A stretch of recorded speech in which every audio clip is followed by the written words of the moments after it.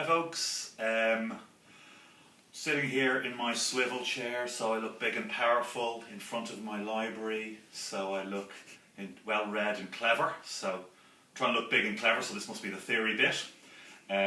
Obviously if you haven't been practicing what I've been showing so far, this may be very interesting but it's not going to be of much value to you, so I suggest practice that, and then the explanation will be significantly more valuable to you and make you understand what you're doing. For the more observant amongst you, you will have noticed that the entire drill is all based on open hand techniques. The main advantages of open hand techniques, firstly, is that you don't damage your fist. So when you have a closed fist technique like a punch, you can damage your knuckles and your wrist very easily. With open hand techniques, it saves you damaging the knuckles and the wrist. Okay, if you have to repeatedly strike someone, then obviously it's very difficult to do if you've already damaged your hand. Open hand techniques also look better from a witness point of view. If it ever does go to court, or if it's on CCTV and you're using open hand techniques, it looks less offensive and less threatening. Okay, both from an initial starting position of having open hands, it makes you look quite passive and like you don't want to fight. As soon as you close your fists, it makes you look like you're the aggressor.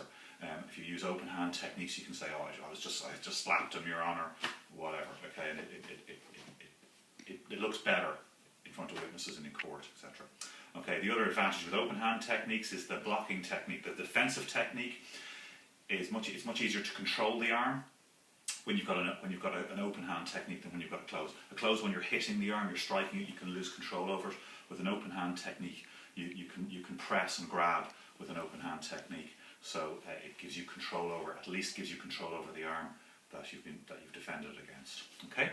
The next thing the observant will have noticed is that all the techniques I've been doing have had simultaneous block and attack. So simultaneous defend and counter, defend and attack.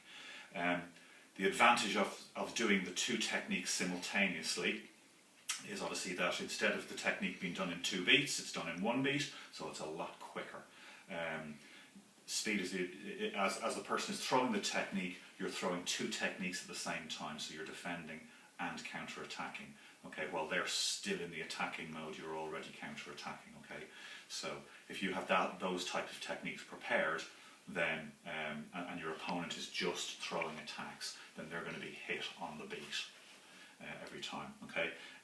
The other good thing about having simultaneous block and defense and attack techniques is that most defense techniques are quite flinch response. They're automatic responses that you tend to do. So whether it's outwards or inwards, whatever, you tend to do that. If you latch on a counter attack to that, then your block and counter becomes a flinch response, and it's easier to develop that as a quick response when you're already doing something quite natural. If I just block, which is the natural response, then I've got to make the decision to counter attack, and that takes that little bit of extra time, and I won't always make that decision. Okay, so if I automatically attach the conditioned response to the flinch response, then the whole thing becomes a flinch response. Okay. The other thing, obviously, the next point is that all of the techniques that I'm doing are defense against hand techniques. So whether you're defending against a grab or a punch or whatever you're defending against, it's all hands techniques. The vast majority of attacks in real life situations are going to be done with the hands. So we're concentrating on defending against those things. Once you get past kicking range, the hands are the obvious thing to use, and we're defending against the hands.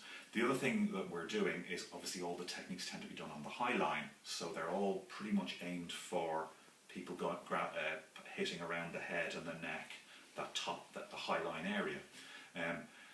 This is really, really common. You very, very rarely in a street fight get people doing body shots. Hardly ever happens. It can, but it's very rare. Most people tend to tunnel vision and go straight for the head, or grab around the shoulders, the neck, or hit in the head. that tends to be the natural thing that happens in the vast majority of cases. So this drill is designed to deal with those situations.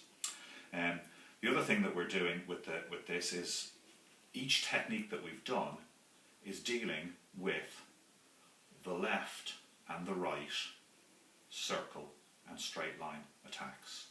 Okay, so we've got a right circular attack, a left circular attack, a right straight line attack, and a left straight line attack. Okay, they're pretty much all that people are going to do. Yeah, they've only got right and left, and you either are moving in a straight line or you're moving in a circle. And this drill deals with all of those scenarios. Okay, so it's quite efficient in that way. The other thing as well is it doesn't require any switching. So if I'm left side forward when I'm doing the drill, then I can take care of all of those scenarios without having to switch sides. Or if I'm right side forward, I can take care of all the scenarios without having to switch sides. This is very efficient. Sometimes you'll see a lot of strategies based on step one way or step the other way. Well, in close range, that's really hard to do. That's very, very hard to do. Okay.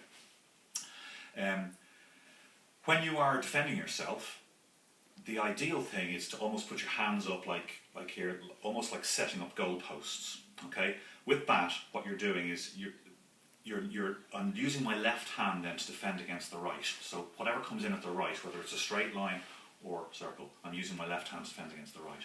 And then I'm using my right hand to defend against the left. Okay. So I'm sort of mirroring.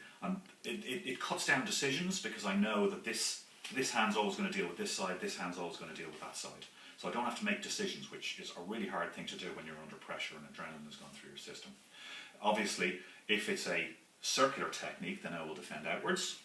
And if it's a straight line technique, I will defend inwards. Okay? And each of the four techniques involve those four defenses. Okay? So I've got all of that covered in those four. Okay? At no time do we cross over. So at no time do you use my left hand to defend against the right side, or use my right hand, so my left hand to defend against the left side, or my right hand to defend against the right side. Okay. The problem with crossing over in the tunnel of a fight, when you're in really close and you're toe-to-toeing it, if I cross over, what I've done is I'm moving my arm, in order to defend against the right, I'm moving my right arm away from his left hand to defend the right. This exposes this side and means my hand is moving in the wrong direction to defend against the left. Okay, so it's a little bit suicidal in that close range environment to basically cross block, cross defend. Okay, so all of the techniques that are using mirror image side rather than crossing. Okay, so the other aspect of it, as I say, is because we're doing this, we've got control over the techniques. Okay, so when somebody throws a right-handed punch, you're defending with that left hand. You've got, like I said before, you've got a left hand punch defending, a left hand technique defending against a right. Okay, so whether I'm going inwards or outwards, I'm controlling that right hand then because it's an open hand technique. This means that the only option he's got is to throw the left hand. Okay, he's only got two hands. He's only got two hands, right? So you're narrowing down his options. Okay, so I control his right hand. The next technique that's going to come at me is the left hand, and the drill works that way. So if you look at the way the drill works, you're constantly alternating between the right and the left side. Okay, and you know, if I do the left, if I'm defending the left side, then I'm going to my next defense is against the right side. Because I'm controlling his left hand, the only technique that's going to come at me is the right. Okay. Now, obviously, I don't know whether it's going to be a straight line or a circle, but if you look at the order of the techniques in the drill, it covers both of those options for all four techniques.